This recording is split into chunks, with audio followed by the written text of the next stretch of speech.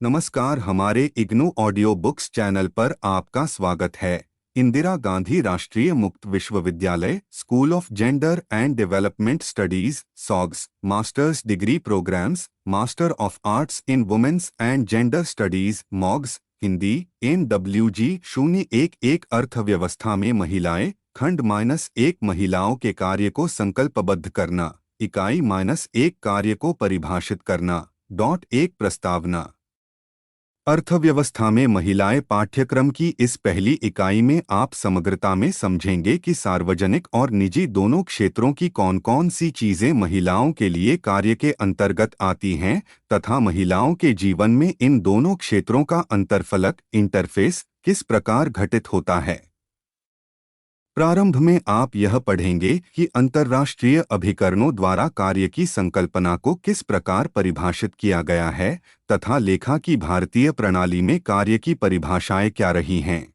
अपनी वर्तमान समझ तक पहुंचने में यह संकल्पना किन किन तरीकों के परिवर्तनों से गुजरी है। अगला अनुभाग समाज में महिलाओं द्वारा निष्पादित कार्य के पहलुओं पर केंद्रित है। किस तरह इस कार्य को हमेशा कम मूल्य दिया जाता रहा है, किस तरह राष्ट्रीय अर्थव्यवस्था में यह कार्य अल्प प्रगणित बना रहा है और यहाँ तक कि महिलाएं स्वयं इसे अल्प प्रगणित कार्य के रूप में देखती हैं। इकाई के अंतिम अनुभाग में आप इस बारे में पढ़ेंगे कि महिलाओं द्वारा किए गए कार्य के लिए यह आवश्यक क्यों है कि महिलाओं के संदर्भ में कार्य की पूरी संकल्पना को पुनः परिभाषित करके उसे विधिवत मूल्य प्रदान किया जाए और राष्ट्रीय अर्थव्यवस्था में उसे दृश्यमान बनाया जाए। इकाई महिलाओं और कार्य के मुद्दे पर नारीवादी बहसों पर भी चर्चा करती है। आइए इस इकाई को पढ़ने के उद्देश्यों पर एक दृष्टि डालें। 1.2 उद्देश्य। इस इकाई के अध्ययन के बाद आप निम्नलिखित को समझ सकेंगे: कार्य की संकल्पना और उसके अर्थ की व्याख्या, घर और कार्यस्थल पर महिलाएं जिस कार्य का निष्पादन करती हैं उस कार्य के प्रकार का विश्लेषण कर सकेंगे और महिलाओं के कार्य के अल्प प्रगणन के निहितार्थों पर चर्चा कर सकेंगे। 1.3 कार्य की संकल्पना। महिलाओं का जीवन अपरिहार्य रूप से उनके घर परिवार से संबंधित होता है। 2 आयाम हैं जिनके दायरे में वे कार्य करती हैं, घर और घर के बाहर।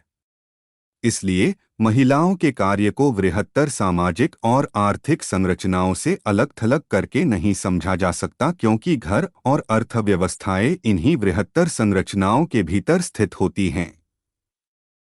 सबसे पहले हमें यह परिभाषित करना चाहिए कि कार्य के अंतर्गत क्या-क्या आता है। क्या इसके अंतर्गत केवल वे गतिविधियां ही आती हैं जो घर के बाहर की जाती हैं और जिनके लिए भुगतान किया जाता है, और वे जो आर्थिक गतिविधि के दायरे के भीतर आती हैं? बॉक्स 1.1 कार्य रूपों में जब कोई व्यक्ति जेंडर परिप्रेक्ष्य से निगाह डालता है तो इसकी बुनियादी परिभाषा पर वाद विवाद की संभावना खड़ी हो जाती है कि किन-किन चीजों को जेंडर कार्य में शामिल किया जाए। अब यह व्यापक रूप से स्वीकार किया जाता है कि कार्य का क्षेत्र कोई ऐसा जेंडर उदासीन क्षेत्र नहीं है जहां सिर्फ योग्यताओं, कौशलों और निष्पादन के आधार पर किसी व्यवसाय बटा पेशे में किसी व्यक्ति के प्रविष्ट होने या आगे बढ़ने का निर्धारण होता है। किसी व्यक्ति द्वारा उपलब्ध विकल्पों में से किसी विकल्प का चुनाव करने में, मजदूरी अर्जित करने में और अवसरों का लाभ उठाने में या ऊर्ध्वाधर गतिशीलता में जेंडर एक वैध निर्धारक कारक होता है। संयुक्त राष्ट्र संघ का आकलन है कि महिलाओं की जनसंख्या विश्वभर की जनसंख्या की आधी है। वे विश्व के संपूर्ण कार्य का 2/3 हिस्सा निष्पादित करती हैं। संसार की आय का 10वां हिस्सा अर्जित करती हैं और विश्व की संपत्ति के 100वें हिस्से का स्वामित्व उनके पास है। संयुक्त राष्ट्र संघ के ये आंकड़े महिलाओं के कार्य और उनके मूल्य निर्धारण के संबंध में इस जेंडर असमानता को बिल्कुल स्पष्ट कर देते हैं कि यह कार्य व्यापक रूप से अल्प प्रगणित है। बॉक्स 1.2 अंतर्राष्ट्रीय श्रम संगठन ILO के आंकड़ों के अनुसार भारत में 15 वर्ष और उससे अधिक आयु वाले व्यक्तियों के लिए श्रमबल में सहभागिता का प्रतिशत सन 2011 55.6% था, जबकि यह ब्राजील में 69.9% और चीन में 74.1% था। उसी वर्ष जनसंख्या में श्रमिकों 15 वर्ष और उससे अधिक आयु वाले का अनुपात भारत में 53.6% था, जबकि ब्राजील में यह 64.8% तथा चीन में 70.9% था। शौक 2013 प्री 25 आइए अद्यतन उपलब्ध आकलनों NSSO 68वां दौर 2011 से 12 के अनुसार भारतीय श्रमबल की स्थिति का विश्लेषण करें। सन 2011 से 12 में भारतीय जनसंख्या का 36.4% श्रमबल में सक्रिय था, अर्थात या तो यह श्रमबल कार्यरत था या यूपीएस के अनुसार कार्य की तलाश कर रहा था। कुल जनसंख्या का 35.4% नियोजित था और 2.7% बेरोजगार था। रोजगार की बात करें तो भारतीय श्रमिकों का 50% स्वरोजगार में था, 20% नियमित मजदूरी या वेतन पर रोजगार में था और 29% आकस्मिक मजदूरी में था। श्रमबल में सहभागिता के दृष्टिकोण से देखें तो ग्रामीण और शहरी दोनों क्षेत्रों में महिलाओं की तुलना में पुरुषों का अनुपात बहुत अधिक ऊंचा था। इसके अतिरिक्त श्रमबल में ग्रामीण महिलाओं की सहभागिता सन 2011 से 12 में उस स्तर तक नीचे गिर गई थी जिस स्तर पर यह सन 2004, 05 और 2009 से 10 में गिरी थी।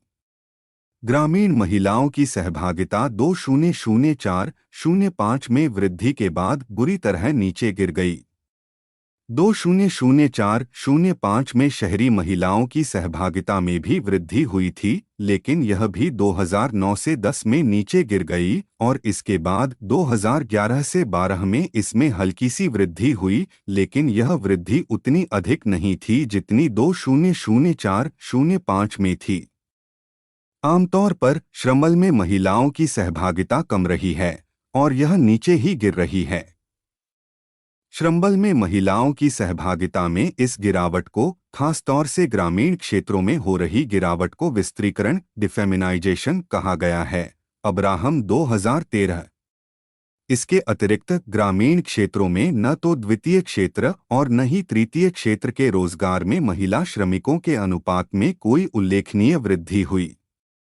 खासतौर पर ग्रामीण क्षेत्रों में यह रोजगार महिलाओं की सहभागिता के कम होते जाने की प्रवृत्ति के अनुसार ही है।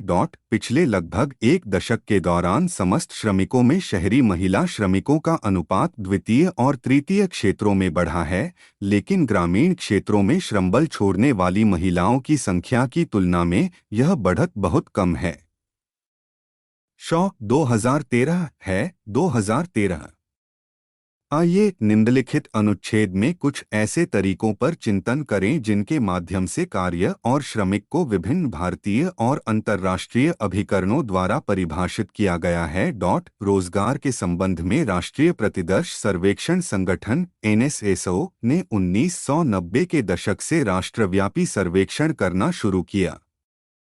इससे पहले देश में रोजगार संबंधी आंकड़ों का प्राथमिक स्रोत जनगणना ही था। सन 1951 की जनगणना में आय के आधार पर श्रमिक को इन रूपों में वर्गीकृत किया: स्वावलंबी लोग, सेल्फ सपोर्टिंग पर्सन्स, जिनकी आय रखरखाव के लिए पर्याप्त थी, तथा अर्जन करने वाले आश्रित लोग, अर्निंग डिपेंडेंट्स, जिनकी आय रखरखाव के लिए पर्याप्त नहीं थी। सन 1961 की जनगणना में श्रमिक की परिभाषा को बदल दिया गया और इसे कार्य की अवधि पर आधारित कर दिया गया, चाहे यह कार्य पारिश्रमिक के साथ किया गया हो या उसके बिना। मौसमी कृषि और घरेलू औद्योगिक श्रमिकों के लिए कामकाज के मौसम के अधिकांश हिस्से के दौरान कार्य की इस अवधि को 1 घंटे प्रतिदिन से अधिक का माना गया। अन्य श्रमिकों के लिए रोजगार की अवधि का मानक यह था कि किन्हीं 15 दिनों की अवधि में व्यक्ति को पारिश्रमिक सहित रोजगार मिला हुआ हो। सन 1971 की जनगणना में श्रमिक को किसी ऐसे व्यक्ति के रूप में परिभाषित किया गया जिसकी मुख्य गतिविधि उत्पादक कार्य में सहभागिता करना हो। ऐसे सभी लोगों को गैर श्रमिकों नॉन वर्कर्स के रूप में श्रेणीबद्ध किया गया, जिनकी मुख्य गतिविधि घरेलू कामकाज थी, चाहे वे लोग उत्पादक कार्यों में ही क्यों न संलग्न हों। 1981 की जनगणना से सीमांत श्रमिकों के पारिश्रमिक को भी दर्ज किया जाने लगा। इस प्रकार हम देखते हैं कि कार्य बटा श्रमिक की परिभाषा में परिवर्तन कर देने से देश का कार्य परिदृश्य परिवर्तित होता रहा। 1961 की जनगणना में महिला श्रमिकों की संख्या अधिक थी, जो 1971 की जनगणना में घट गई क्योंकि कार्य की परिभाषा से जुड़े संकल्पनात्मक पूर्वाग्रह के कारण इन्हें दर्ज नहीं किया गया। इसमें बिना भुगतान वाले पारिवारिक श्रम को श्रमिकों के रूप में शामिल ही नहीं किया गया था। 1981 की जनगणना में फिर परिवर्तन किया गया ताकि सीमांत महिला श्रमिकों की बड़ी और परिवर्तनशील संख्या को WPR में शामिल किया जा सके। मजूमदार और नीता 2011 कार्य को किसी भी आर्थिक उत्पादक गतिविधि में सहभागिता के रूप में परिभाषित किया गया है, चाहे इसके लिए नकद या किसी अन्य तरह की कोई क्षतिपूर्ति बटा मजदूरी मिलती हो या न मिलती हो। यह सहभागिता भौतिक या मानसिक प्रकृति की हो सकती है। उपरोक्त तरीके के किसी कार्य में संलग्न किसी व्यक्ति को श्रमिक के रूप में श्रेणीबद्ध किया जाता है।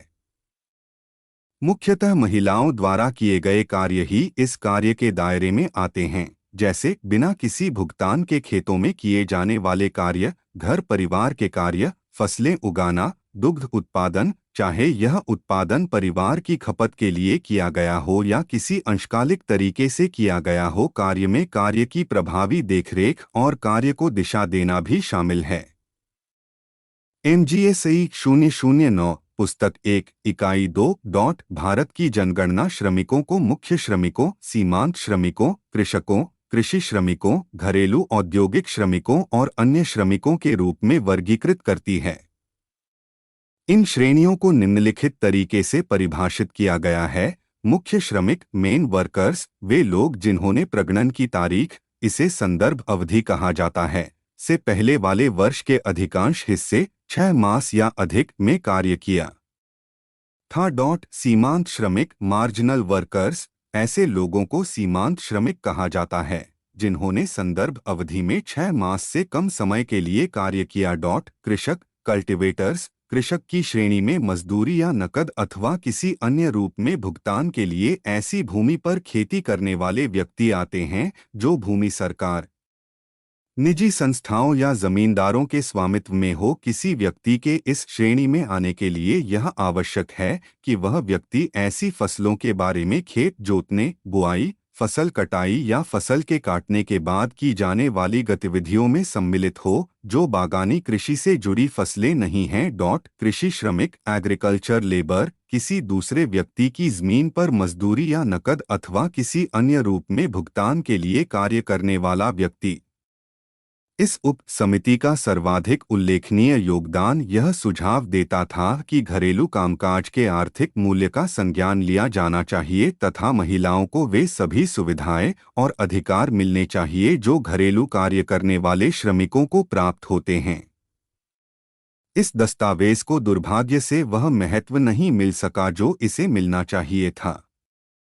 कृष्णराज 2000 आइए इस पर निगाह डालें कि राष्ट्रव्यापी सर्वेक्षणों को संपन्न करते समय NSSO भारतीय कार्यबल को किस प्रकार श्रेणीकृत करता है। NSSO श्रमिकों को रोजगार और बटा अथवा गतिविधि की परिस्थिति की 3 श्रेणियों में श्रेणीबद्ध करता है। ये हैं 1 स्वरोजगार सेल्फ एम्प्लॉयड, 2 नियमित वेतन पाने वाले और 3 आकस्मिक श्रमिक। महिला कार्यबल का उच्च अनुपात सदैव स्वरोजगार की श्रेणी में घनीभूत पाया गया है। स्वरोजगार की श्रेणी के भीतर 3 उपश्रेणियां हैं जिनके नाम हैं अपने दम पर कार्य करने वाले श्रमिक, ओन अकाउंट वर्कर, नियोजक और वे लोग जो घरेलू उद्यमों में सहायकों की तरह काम करते हैं और जिन्हें कोई भुगतान नहीं किया जाता है। अपने दम पर कार्य करने वाले श्रमिक ओन अकाउंट वर्कर की NSSO द्वारा दी गई परिभाषा में श्रमिकों की एक पूरी श्रेणी शामिल है, विशेष तौर पर वे महिलाएं जो घर पर काम करते हुए टुकड़ों टुकड़ों में मजदूरी करने पीसमील वर्कर वाले कार्य में संलग्न हैं। इसलिए कार्य की इस श्रेणी के स्वरोजगार की परिस्थिति के अनुसार यह नाम मिथ्या प्रतीत होता है क्योंकि ये श्रमिक और कुछ उद्योगों बटा व्यापारों या किसी अन्य प्रकार के नियोजकों के लिए काम करने वाले श्रमिक टुकड़ों में काम करने के आधार पर मजदूरी पाते हैं।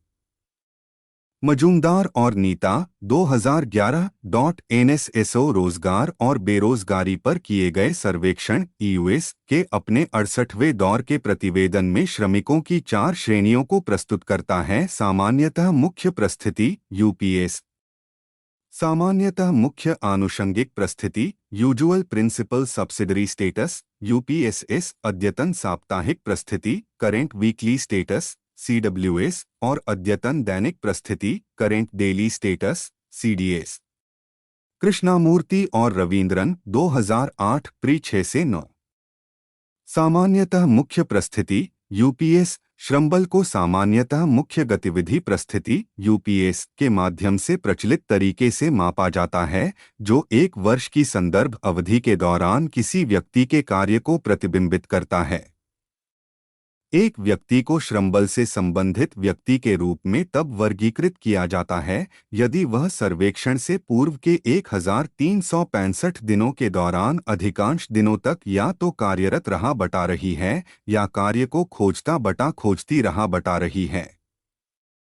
यदि श्रमबल में शामिल बने रहने की अवधि श्रमबल से बाहर बने रहने की अवधि के बराबर है तो प्राथमिकता श्रमबल में सहभागिता को प्रदान की जाती है। अपने मापन में यूपीएस श्रमबल से उन सभी लोगों को बाहर कर देता है जो कुल मिलाकर 6 मास से कम अवधि के लिए नियोजित और बटा अथवा बेरोजगार रहे हैं। इस प्रकार जो लोग रुक कर कार्य करते हैं, चाहे घरेलू फर्म या उद्यम में स्वयं कार्य की प्रकृति के कारणवश वे ऐसा करते हों या फिर आर्थिक बाध्यताओं अथवा किसी कारणवश वे ऐसा करते हों, वे लोग श्रमबल में तब तक सम्मिलित नहीं हो पाते जब तक कार्य और बेरोजगारी के उनके कुल दिनों की गणना संदर्भ वर्ष के आधे से अधिक नहीं हो जाती। सामान्यतः मुख्य आनुषंगिक परिस्थिति यूपीएसएस, सामान्यतः मुख्य और आनुषंगिक परिस्थिति यूपीएसएस श्रेणी को इसलिए प्रस्तावित किया गया था ताकि यूपीएस संकल्पना को विस्तृत बनाया जा सके। इसके माध्यम से ऐसे लोगों को भी श्रमबल में शामिल कर लिया गया जो अधिक समय तक श्रम वाले मापदंड के आधार पर श्रमबल से बाहर हो जाया करते थे, जबकि वर्ष के कुछ हिस्से के दौरान उन्हें सामान्य आधार पर नियोजन हासिल रहा करता था।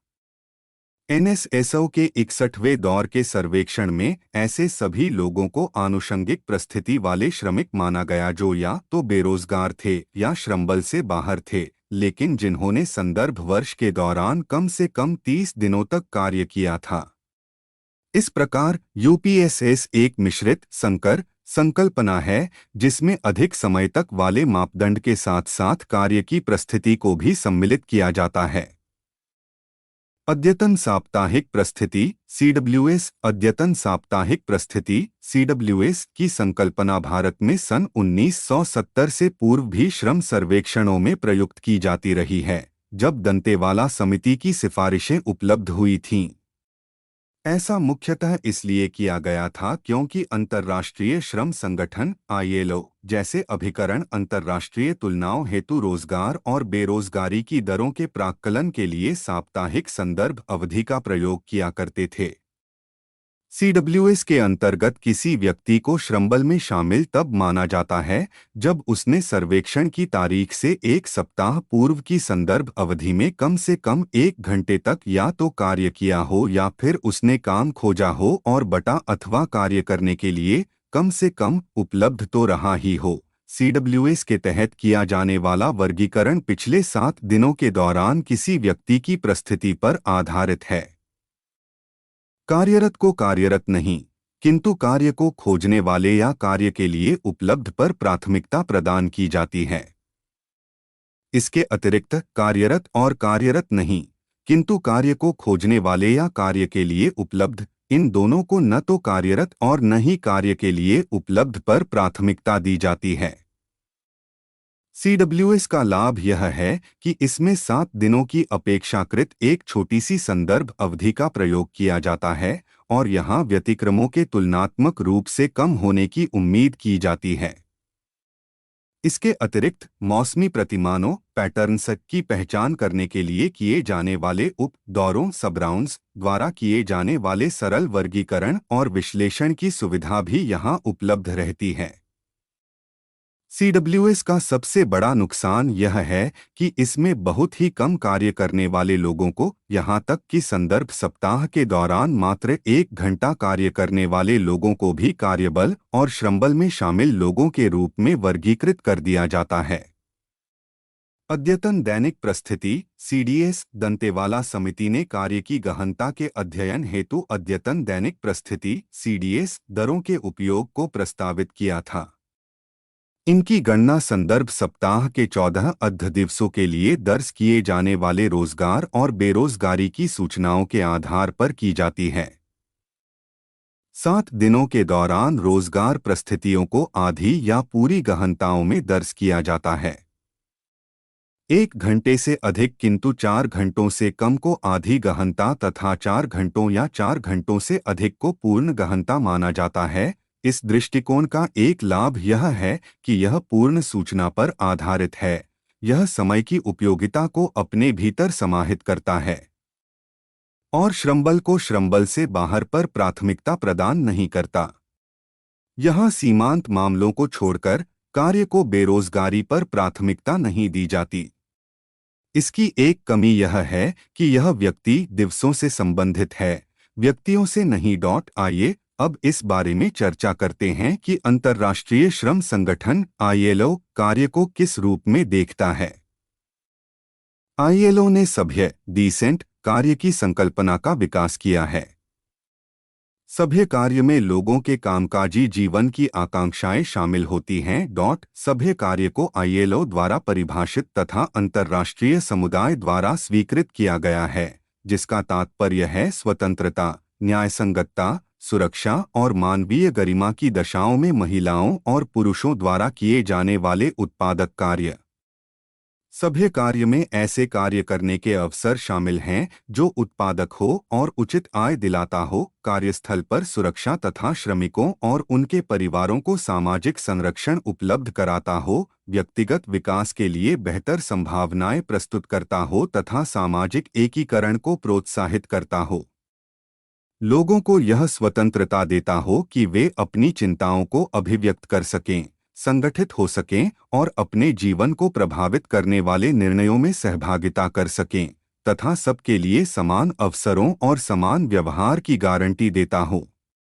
सभ्य कार्य का एजेंडा एक संतुलित और एकीकृत कार्यक्रम मूलक दृष्टिकोण है ताकि भूमंडलीय, क्षेत्रीय, राष्ट्रीय, उपक्षेत्रीय और स्थानीय स्तरों पर सभी के लिए पूर्ण और उत्पादक रोजगार तथा सभ्य कार्य के लक्ष्य को पूरा किया जा सके। इसके 4 स्तंभ हैं, जिनके नाम हैं रोजगार सृजन और उद्यमों का विकास, सामाजिक संरक्षण, कार्य के संबंध में मानक और अधिकार, प्रशासन, गवर्नेंस और सामाजिक संवाद। स्रोत ILO FAO toolkit for mainstreaming employment and decent work. विश्व भर में महिलाएं घरों, कारखानों, खेतों, जंगलों, खानों और कार्यालयों में भुगतान वाले, अल्प भुगतान वाले और बिना भुगतान वाले कार्य करती रही हैं। भोजन पकाने, साफ सफाई और देखभाल करने के अतिरिक्त महिलाओं की एक विशाल संख्या ईंधन, चारा और जल एकत्रित करने, पशुपालन, घरेलू पेड़ पौधों की देखभाल करने और मुर्गी पालन जैसे कार्यों को भी निष्पादित करती है। ये सारी गतिविधियां पारिवारिक संसाधनों को बढ़ाती हैं। यदि महिलाएं इन कार्यों को न करें तो इन वस्तुओं बटा सेवाओं को खरीदना पड़ेगा। इसके अतिरिक्त महिलाएं बच्चे भी पैदा करती हैं और इस प्रकार अर्थव्यवस्था के लिए भविष्य हेतु श्रम शक्ति उपलब्ध कराती हैं।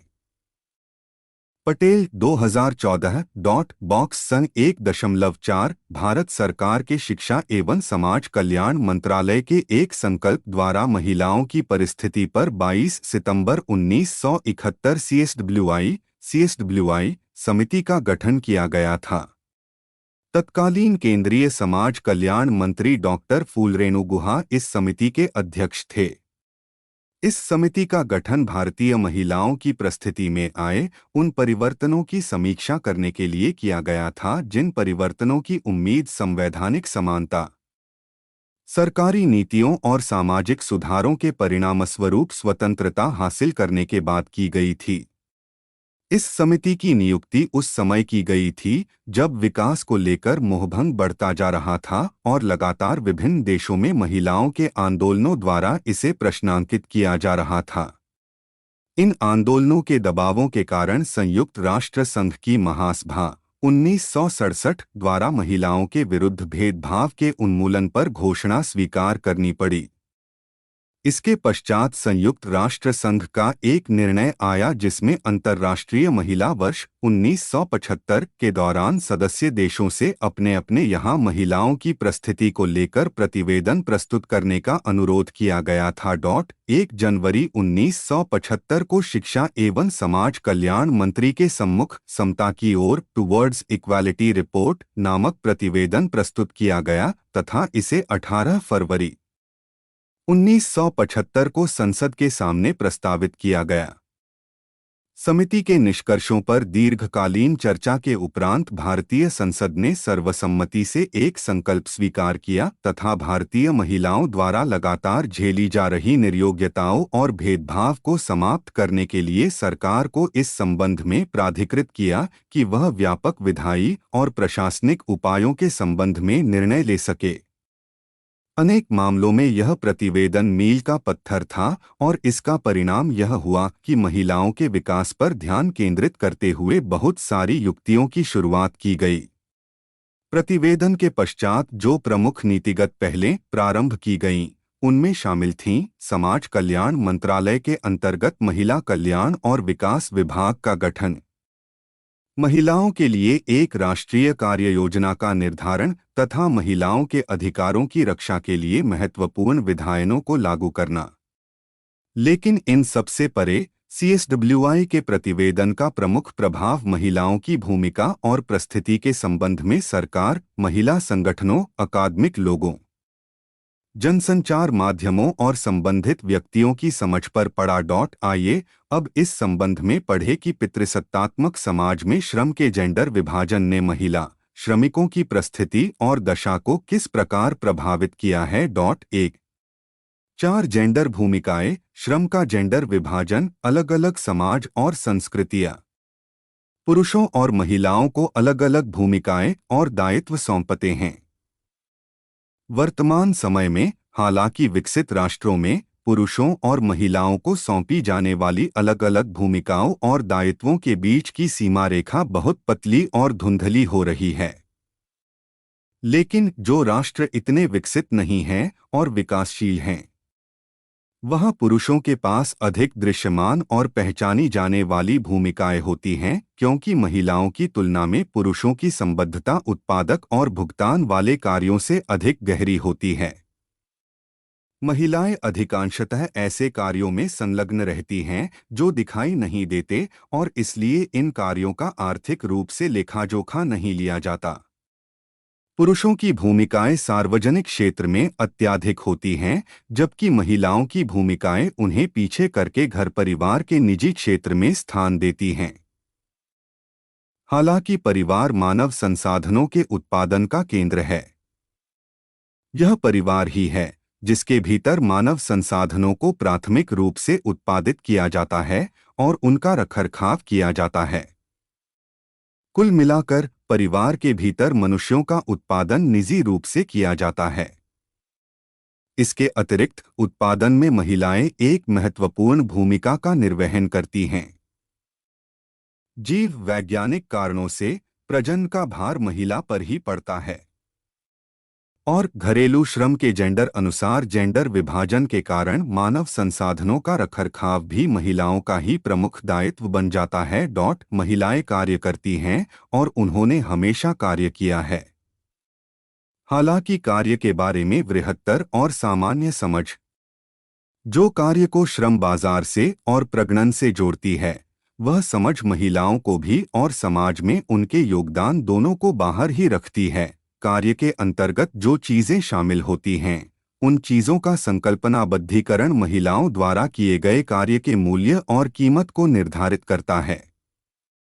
महिलाओं के कार्य से संबंधित मुद्दे महिलाओं की गतिविधियों से दोनों स्तरों, घर के भीतर भी और घर के बाहर भी, पर जुड़े हुए हैं।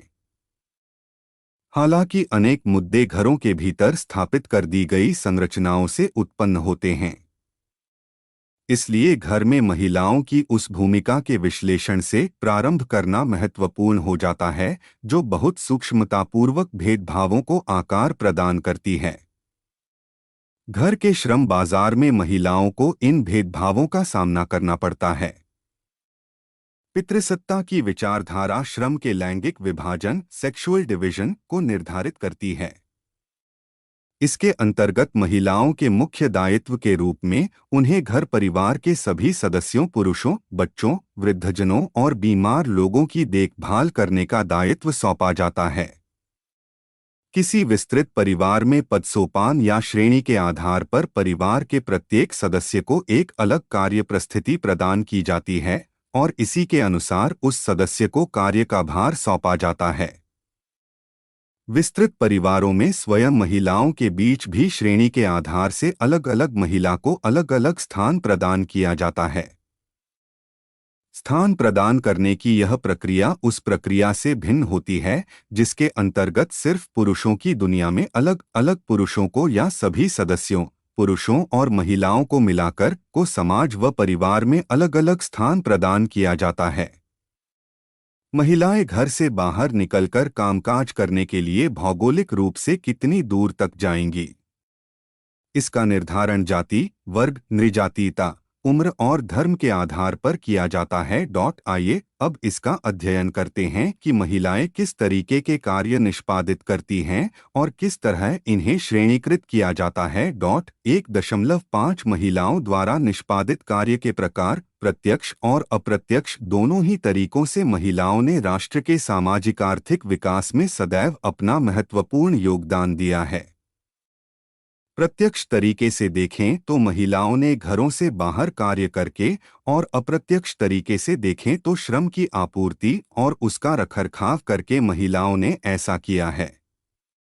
लेकिन विकसित और विकासशील दोनों प्रकार के राष्ट्रों में महिलाएं संचयी असमानता से ग्रस्त रही हैं। यह असमानता समाज में महिलाओं की परिस्थिति को विनियमित करने वाले भेदभावमूलक सांस्कृतिक और सामाजिक आर्थिक व्यवहारों का परिणाम होती है। महिलाएं आमतौर पर घर परिवार के जो दैनिक कार्य करती हैं, उनके कारण परिवार में किसी आय का अर्जन नहीं होता। इन कार्यों को महिलाओं की स्वाभाविक भूमिका के रूप में माना जाता है। ये कार्य महिलाओं की पुनरुत्पादक भूमिकाओं और सामुदायिक संसाधनों के प्रबंधन की भूमिकाओं से संबंधित होते हैं। चूंकि ये भूमिकाएं आर्थिक रूप से उत्पादक नहीं होती, इसलिए न तो इनका संज्ञान लिया जाता है और न ही इन्हें कोई मूल्य प्रदान किया जाता है। कई समाजों में ऐसा भी है कि महिलाएं उत्पादक कार्य तो करती हैं, लेकिन फिर भी इसके लिए उन्हें कोई भुगतान नहीं किया जाता, क्योंकि इन कार्यों को घर परिवार के दायरे तक ही सीमित मान लिया जाता है। इसलिए राष्ट्रीय अर्थव्यवस्थाओं में महिलाओं के योगदानों को लेखे में शामिल करने लायक नहीं समझा जाता और ये कार्य अदृश्य बने रह जाते हैं। महिलाओं द्वारा निष्पादित किए जाने वाले कार्यों को निम्नलिखित श्रेणियों में रखा जा सकता है। यूनिवर्सिटी, उत्पादक अनुत्पादक कार्य। दृश्य बटा अदृश्य कार्य। भुगतान वाले बटा बिना भुगतान वाले कार्य।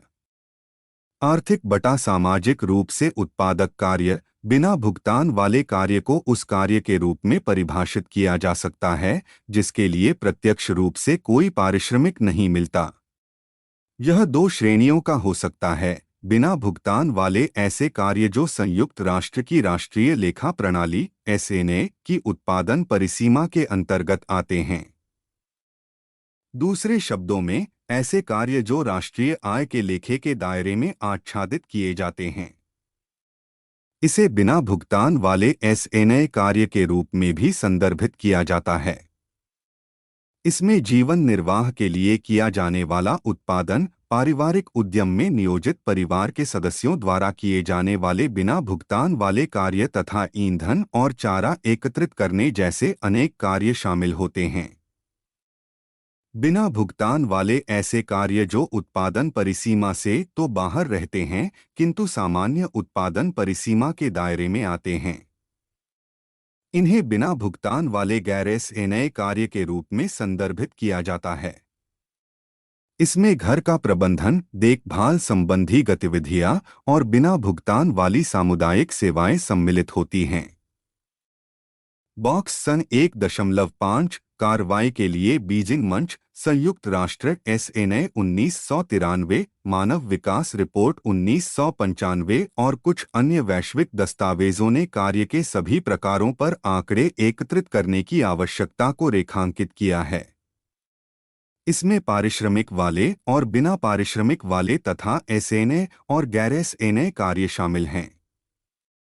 इन आंकड़ों को एकत्रित और आच्छादित करने के लिए उपरोक्त दस्तावेजों में समय के उपयोग से जुड़े सर्वेक्षण को प्रस्तुत किया गया है। इन आंकड़ों को एकत्रित करने के लिए भारत सरकार ने 6 राज्यों को आच्छादित करते हुए अपना प्रथम राष्ट्रीय समय उपयोग सर्वेक्षण 1998 से 99 में कराया था। इन 6 राज्यों के लिए बिना भुगतान वाले गैर SNA कार्य का मूल्यांकन भी किया गया था। नारीवादी विद्वान यह सवाल उठाते हैं कि घरेलू कामकाज में महिलाओं की संलग्नता दमनकारी है, क्योंकि इसका कोई भुगतान नहीं किया जाता और भुगतान न किए जाने के कारण यह कामकाज अदृश्य बना रह जाता है।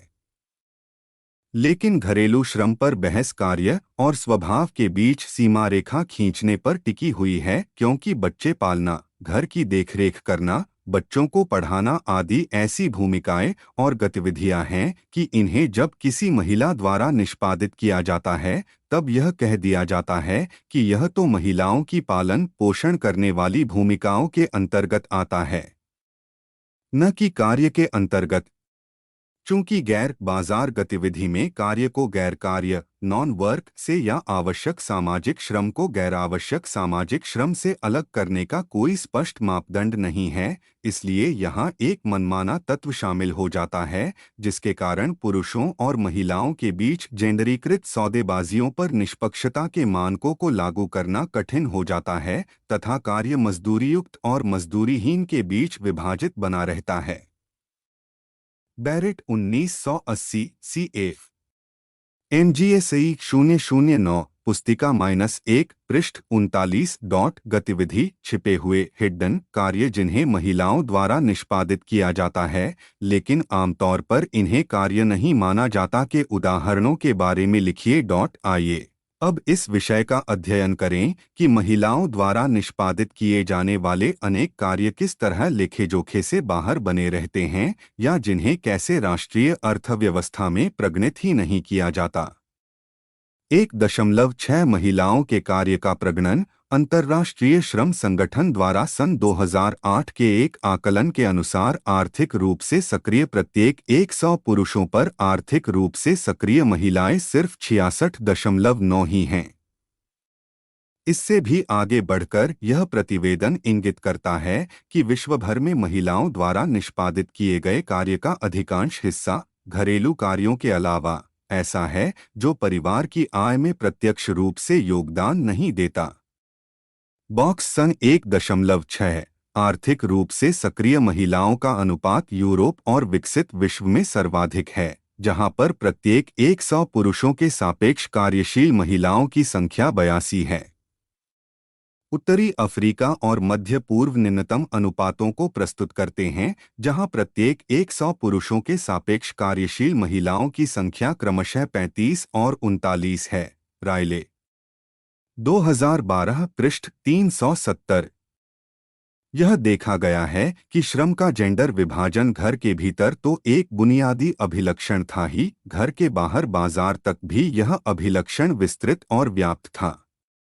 रोजगार के लिए महिलाएं जब बाजार में जाती हैं तो उन्हें 3 तरीकों के भेदभाव का सामना करना पड़ता है। जो कार्य पुरुष करते हैं, उन्हीं कार्यों को करने के लिए आय में अंतर, कुछ ऐसी नौकरियों में अत्यधिक भीड़ का एकत्रण, जिन्हें महिलाओं के अनुकूल माना जाता है, और कर्मचारियों के रूप में महिलाओं को रखने के विरुद्ध नियोजकों के सहज पूर्वाग्रह। भारत में सबसे पहले एक अध्ययन के माध्यम से घर का कार्य एक समस्या के रूप में सामने आया। इस अध्ययन ने उस दोहरे बोझ की तरफ ध्यान आकृष्ट किया था जिसका सामना महिलाओं को घर के कार्य में और बाजार संबंधी कार्य में करना पड़ता है। वृद्ध, विकलांग और बीमार लोगों की देखभाल भी घर परिवार में महिलाओं की ही जिम्मेदारी होती है। बाजार द्वारा संचालित की जाने वाली ऐसी अर्थव्यवस्थाओं में, जिनमें सामाजिक सुरक्षा बहुत ही कम होती है या होती ही नहीं, देखभाल संबंधी अर्थव्यवस्था केयर इकोनॉमी में महिलाओं का यह योगदान अत्यंत महत्वपूर्ण हो जाता है। देखभाल संबंधी अर्थव्यवस्था और बाजार अर्थव्यवस्था के बीच के संपर्क की कड़ी अदृश्य हो जाती है। चूंकि इसका संज्ञान नहीं लिया जाता, इसलिए यह कड़ी महिलाओं के कार्य के योगदान को छिपा लेती है। अनुभव के आधार पर यह जानने के प्रयत्न किए गए कि महिलाओं के कार्य वास्तविक रूप से हैं क्या और किस प्रकार ये कार्य अर्थव्यवस्था में योगदान देते हैं। आंकड़े एकत्रित करने की प्रक्रियाओं और आंकड़ों की प्रस्तुति के बीच के अंतराल महिलाओं के कार्य को पूरक और द्वितीयक कार्य के रूप में देखने के प्रति पुरुषों के छिपे हुए पूर्वाग्रह को प्रतिबिंबित करते हैं। सन 1976 से 77 के अपने अग्रणी कार्य में देवकी जैन और मालिनी चंद ने आंकड़े एकत्रित करने की प्रक्रियाओं में श्रमिकों के पारिश्रमिक के लिए घरेलू कार्य के निहितार्थों पर चर्चा की थी। पहले के अनुभागों महिलाओं के घरेलू कार्य को सुनिश्चित करने के लिए रोजगार समय उपयोग माइक्रो टाइम केयर अध्ययन भी कराए गए थे। 10 वर्ष पर कराया जाने वाला जनगणना सर्वेक्षण तथा राष्ट्रीय प्रतिदर्श सर्वेक्षण NSS समय के साथ साथ श्रमिकों की गणना के लिए परिभाषाओं, संदर्भ अवधियों और प्रक्रियाओं में परिवर्तन आया है। इसलिए महिलाओं के संबंध में रोजगार की दर आंकड़े एकत्रित करने की परिभाषा और विधि के लिए अत्यधिक संवेदनशील पाई गई है। अल्प प्रजनन का मुख्य कारण उस विचारधारा में अवस्थित रहा है जो पुरुष को कमाने वाले सदस्य और परिवार का मुखिया मानती है। इसका निहितार्थ यह है कि महिलाओं का कार्य द्वितीयक और पूरक है। इस संदर्भ में विशिष्ट रूप से अर्थव्यवस्था के अनौपचारिक क्षेत्रों में महिलाओं की भूमिका की तरफ ध्यान आकृष्ट किया गया है। अर्थव्यवस्था के अनौपचारिक क्षेत्रों में महिलाओं की भूमिका के बारे में इस पाठ्यक्रम के खंड 3 की इकाइयों में आप और भी विस्तार से पढ़ेंगे। बॉक्स संग 1.7 जनगणना और NSS के दौर एक ही श्रमबल को चित्रित नहीं करते क्योंकि कार्य और श्रमिक के लिए ये दोनों परिभाषाओं के अलग-अलग समुच्चयों का प्रयोग करते हैं। NSS और जनगणना द्वारा प्रस्तुत किए गए आकलनों की प्रामाणिकता पर प्रश्न उठाए गए हैं और संदेह व्यक्त किए गए हैं। यह कहा जाता है कि अनौपचारिक क्षेत्रों में कार्य करने वाली महिलाओं की संख्या को समग्र रूप से बहुत ही कम आंका गया है। महिलाओं के श्रम के संबंध में सूचना के आधार को मजबूत बनाने की प्रक्रिया फिलहाल पूर्णता से बहुत दूर है। अनेक तरीके के स्रोतों के कारण योजना बनाने और आंकड़ों को एकत्रित करने के प्रयासों की डिजाइन बनाने के स्तर पर लिए गए निर्णयों के कारण तथा इसके साथ ही प्रसंस्करण, सारणीयन और प्रगणन के स्तर पर लिए गए निर्णयों के कारण भी अंतराल उत्पन्न हो जाते हैं। जनगणना समस्त जनसंख्या का रेखाचित्र प्रोफाइल उपलब्ध कराती है, जबकि NSSO विशाल नमूनों पर व्यापक आंकड़ों का समुच्चय उपलब्ध कराता है। आइए अब इस संबंध में पढ़ें कि महिलाओं के कार्य को अधिक दृश्यमान बनाना क्यों महत्वपूर्ण है। लेकिन आगे पढ़ने से पहले पिछले 2 अनुभागों के प्रति अपनी समझ का मूल्यांकन करने के लिए निम्नलिखित अभ्यास को करने का प्रयास करें। निम्नलिखित अनुभाग इस तथ्य को केंद्रित करता है कि महिलाओं द्वारा निष्पादित किए गए कार्य का दृश्यमान होना क्यों महत्वपूर्ण है। 1.7 महिलाओं के कार्य की दृश्यता का महत्व। महिलाओं के कार्य की दृश्यता को आंकड़ों में लेना उनके अधिकारों के दृष्टिकोण से तथा आकलन की वास्तविकता और परिशुद्धता के लिहाज से भी महत्वपूर्ण है। महिलाओं के कार्य की अदृश्यता, अनुत्पादकता और बिना भुगतान वाला स्वरूप पूंजीवादी समाज में उन्हें हाशियाकृत स्थान पर धकेल देता है और उन्हें निम्नतर परिस्थिति प्रदान करता है। इस प्रकार एक तरफ महिलाओं के कार्य की अदृश्यता नीतिगत निहितार्थों में चूक की दिशा में ले जाती है, जहां महिलाओं के योगदान को हाशियाकृत बना दिया जाता है और इस कारण महिला एक आश्रित आर्थिक इकाई बन जाती है। दूसरी तरफ महिलाएं ऐसे कार्य निष्पादित करती हैं जो पारिवारिक आय में प्रत्यक्षतः योगदान नहीं देते और इसका परिणाम यह होता है कि महिलाओं को दमन का सामना करना पड़ता है। इस प्रकार संकल्पनात्मक के साथ साथ परिचालन संबंधी पूर्वाग्रहों के कारण महिलाओं द्वारा किया गया कार्य अदृश्य बना रहता है और इसका परिणाम यह होता है कि महिलाओं को दोहरी मार झेलनी पड़ती है। यहाँ तक कि महिलाएं अगर निजी क्षेत्र से बाहर जाकर भी कार्य करती हैं तो उन्हें ऐसे क्षेत्र को बटा सेवाओं में अवशोषित कर लिया जाता है जहां आर्थिक गतिविधि का लाभ महिलाओं के खाते में नहीं जाता। आइए इस स्थिति की चर्चा भारतीय संदर्भ में करें। भारत में यह समझने के लिए कि महिलाओं को क्यों और कहां रोजगार मिलता है, किसी व्यक्ति को यह समझना पड़ेगा कि भारतीय अर्थव्यवस्था की समृद्धि की रूपरेखा क्या है। भारत में स्वतंत्रता प्राप्त होते ही नियोजन प्लानिंग सामने आया और जिस प्रारूप को स्वीकार किया गया वह मिश्रित अर्थव्यवस्था का एक आदर्श मॉडल था। राज्य और बाजार दो मजबूत संस्थाओं के रूप में उभरे जिनके विरुद्ध घर परिवार को खड़ा होना था। समय के साथ साथ नियोजन का पथ समृद्धि को ऐसी दिशा में ले गया जहां महिलाओं को मुख्यधारा के रोजगार परिचालन में अवशोषित नहीं किया जा सका। इसकी बजाय अनौपचारिक क्षेत्रों में, घर परिवार आधारित पारंपरिक क्षेत्रकों में और जीवन निर्वाह के लिए की जाने वाली कृषि संबंधी गतिविधियों में महिलाओं की भीड़ एकत्रित हो गई। यह विडंबना ही रही कि हमारी अर्थव्यवस्था के ये सभी क्षेत्र हमारी राष्ट्रीय लेखा प्रणाली में हाशिए पर ही बने रहे। श्रमबल में महिलाओं की सांख्यिकीय अदृश्यता के कारणों को इस प्रकार सूचीबद्ध किया जा सकता है। प्रतिवादी व्यक्ति का सांस्कृतिक पूर्वाग्रह कि आमतौर पर परिवार का पुरुष ही मुखिया होता है। यह मुखिया महिलाओं के घर से बाहर जाकर कार्य करने को अपने लिए शर्मनाक मानता है। इसका कारण यह होता है कि महिलाओं के बाहर कार्य करने के सही आंकड़े दर्ज होने की बजाय कम आंकड़े ही दर्ज हो पाते हैं। आंकड़ों के एकत्रण का पूर्वाग्रहग्रस्त होना, जहां साक्षात्कार लेने वाले व्यक्ति के पूर्वाग्रह आंकड़ों को एकत्रित करने में प्रविष्ट हो जाते हैं या फिर यह पूर्वाग्रह प्रश्नावली निर्मित करने वाले संकाय में भी निहित हो सकता है। घरेलू कार्य के वर्चस्व और अधिकता के कारण अन्य तरीके के कार्यों का अल्प प्रतिवेदन ही हो पाता है। आय उत्पन्न करने वाली गतिविधियों में विपणन से पूर्व के और गैरमौद्रिक स्तर पर महिलाओं के योगदान की अदृश्यता, जैसे कृषि, मुर्गी पालन, पशुपालन, कपास के बुनाई उद्योग और इसी तरह की अन्य गतिविधियों के मामले में होता है।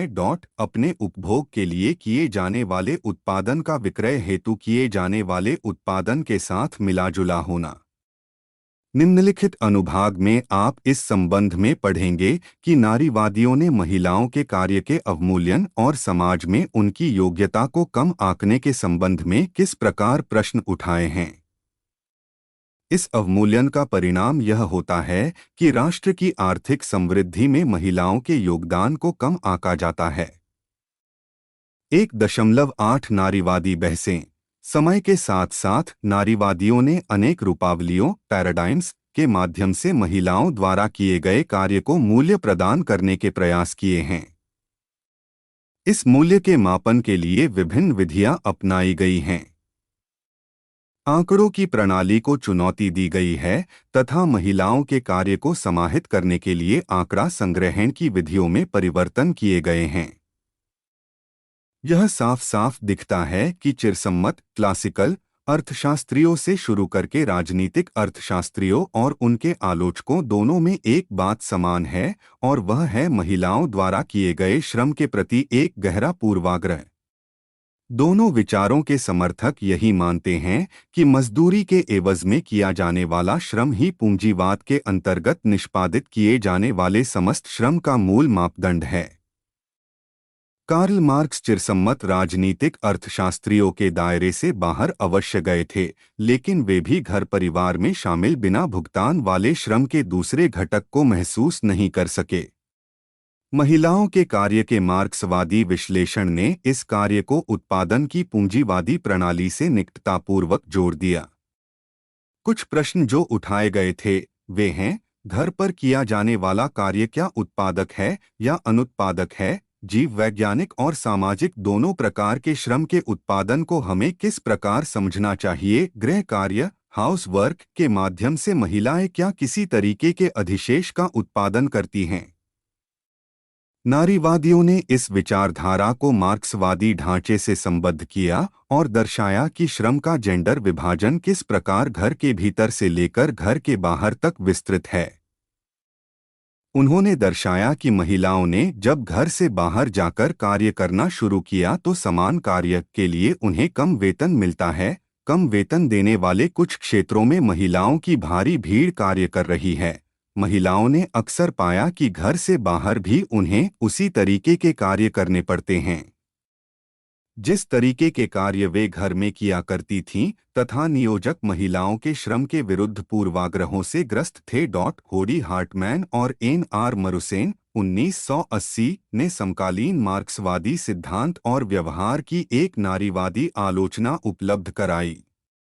ऐसी आलोचना परिवार के भीतर शक्ति, उत्पादन और विनिमय का एक आदर्श मॉडल उत्पन्न करती है तथा पूंजीवादी सामाजिक संबंधों के लिए इसके परिणामों पर प्रकाश डालती है। इससे पितृसत्ता को समझने में मदद मिलती है। सुधारवादी नारीवाद ने ग्रामीण महिलाओं की कार्य की दशाओं के अनेक अवस्थितिमूलक विश्लेषण प्रस्तुत किए, जबकि समाजवादी नारीवादियों ने मजदूरी के रूप भुगतान में महिलाओं द्वारा किए जाने वाले श्रम की दशाओं पर, उत्पादन के विकेंद्रीकरण पर और श्रम बाजार के अनौपचारिकीकरण पर अपना ध्यान केंद्रित किया। इनके अतिरिक्त महिलाओं के कार्य के विश्लेषण के लिए वैकल्पिक रूपरेखा फ्रेमवर्क भी विकसित की गई। अमर्त्य सेन 1990 ने सौदेबाजी और हकदारी का शोध प्रस्तुत किया तथा सहयोगात्मक संघर्ष की संकल्पना को पेश किया। हकदारियों के एक सिद्धांत के साथ सेन दर्शाते हैं कि महिलाओं के लिए घर से बाहर जाकर रोजगार प्राप्त करने का अवसर उनके लिए एक महत्वपूर्ण चर के रूप में होता है, जिससे महिलाओं को घर में वापस जाकर अपनी बेहतर स्थिति को दर्शाने का मौका मिलता है। खतरों से निपटने के लिए बेहतर योग्यता उत्पन्न होती है तथा परिवार की आर्थिक स्थिति में योगदान देने के लिए उन्हें अधिक योगदान देने वाला महसूस किया जाता है। 1.9 कार्य को पुनः परिभाषित करना। महिलाएं और उनके कार्य पर की गई चर्चा इसकी समीक्षा को अनिवार्य बना देती है कि किसी राष्ट्र की अर्थव्यवस्था की लेखा प्रणाली में कार्य को किस प्रकार परिभाषित और प्रक्षेपित किया जाता है। कार्य की संकल्पना को क्या घर से बाहर जाकर कार्य करने और आय बटा भुगतान बटा मजदूरी बटा मौद्रिक पारिश्रमिक अर्जित करने तक ही सीमित कर दिया जाना चाहिए। यह एक सुस्थापित तथ्य है कि किसी राष्ट्र की अर्थव्यवस्था में महिलाओं की विभिन्न गतिविधियों और उनके योगदान का संज्ञान न लेने के कारण महिलाओं की प्रस्थिति और जेंडर समानता संस्थाबद्ध और चिरायु हो जाती है। यह स्थिति जीवन के अन्य क्षेत्रों में भी महिलाओं के और अधिक शोषण और दमन को बढ़ावा देती है। इस प्रकार महिलाएं एक दुष्चक्र का शिकार हो जाती हैं जिसमें उनके श्रम का अवमूल्यन कर दिया जाता है और इस कारण उन्हें विकास और सशक्तिकरण के सभी मामलों और क्षेत्रों में हाशिए की तरफ धकेल दिया जाता है। चाहे वह राजनीतिक प्रक्रियाएं हों, नीतियां हो, विधायन हो या राष्ट्र निर्माण का कोई अन्य क्षेत्र ही क्यों न हो। नारीवादी बहसों और संयुक्त राष्ट्र के हस्तक्षेप के कारण महिलाओं के कार्य के क्षेत्र और महत्व की स्वीकार्यता व्यापक रूप से बढ़ी है। जेंडर विश्लेषण के अभाव तथा सूक्ष्म स्तर पर श्रम में महिलाओं की सहभागिता के संबंध में जेंडर रूप से अलग अलग आंकड़ों की अनुपलब्धता महिलाओं के संदर्भ में कार्य को पुनः परिभाषित करने के सवाल से निपटने में अपर्याप्तता को सामने लाती हैं। कार्य की एक समग्र परिभाषा देने के लिए निम्नलिखित पहलुओं को कार्य की संकल्पना में जोड़ना आवश्यक है। व्यवसायों की वे श्रेणियां जो महिलाओं के लिए विशिष्ट हैं, उन श्रेणियों को शामिल करने के लिए कार्य की परिभाषा को विस्तृत बनाना, कार्य की सांस्कृतिक, क्षेत्रीय और मौसमी प्रकृति को आच्छादित करने के लिए आर्थिक गतिविधि और समय और पारिश्रमिक के पदों में महिलाओं के बिना भुगतान वाले कार्य का आकलन करने के लिए क्रियाविधि कार्य को पुनः परिभाषित करने के लिए राष्ट्रीय और अंतर्राष्ट्रीय स्तर पर जिन उपायों को प्रस्तुत किया गया है, आइए उनमें से कुछ पर एक दृष्टि डालते हैं। राष्ट्रीय स्तर पर कार्य की परिभाषा में समय समय पर सुधार किया गया है ताकि कामकाजी महिलाओं के आधार को बढ़ाया जा सके। अंतर्राष्ट्रीय स्तर पर कुछ कदम उठाए गए हैं जो इस प्रकार हैं। व्यवसाय के अंतर्राष्ट्रीय मानक के वर्गीकरण ISCO को फिर से देखने के लिए अंतर्राष्ट्रीय श्रम संगठन ILO ने सन 1985 में एक अभिसमय संपन्न किया था। कृषि जनगणना के वैश्विक कार्यक्रम के लिए दिशानिर्देशों को परिवर्तित करने के लिए संयुक्त राष्ट्र खाद्य एवं कृषि संगठन FAO द्वारा किए गए प्रयास। बुलक 1994 MGSI 009 पुस्तिका -1 पृष्ठ 16 पर 1.10 सारांश महिलाओं का कार्य बाजार के लिए हो सकता है या परिवार के सदस्यों के उपभोग के लिए हो सकता है। बाजार के लिए किए जाने वाले कार्य को घर की चारदीवारी के भीतर रहकर या घर से बाहर जाकर भी किया जा सकता है। महिलाओं के कार्य को आर्थिक रूप से पारिश्रमिक मिल सकता है या यह भी हो सकता है कि यह कार्य ऐसी वस्तुओं और सेवाओं को उत्पादित करता हो जिन्हें अन्यथा बाजार से ही खरीदना पड़ता। उनका कार्य घर परिवार के भीतर मनुष्यों के उत्पादन और रखरखाव की दिशा में विशाल मात्रा में योगदान देता है। महिलाओं के न सिर्फ आर्थिक योगदानों का बल्कि उनके सामाजिक योगदानों का भी संज्ञान लेना और उन्हें मूल्य प्रदान करना आवश्यक है, जैसे बच्चों, बीमार लोगों और वृद्धजनों की देखभाल करना या ऐसी अन्य गतिविधियां जिन्हें महिलाएं परिवार और समुदाय के लिए करती हैं।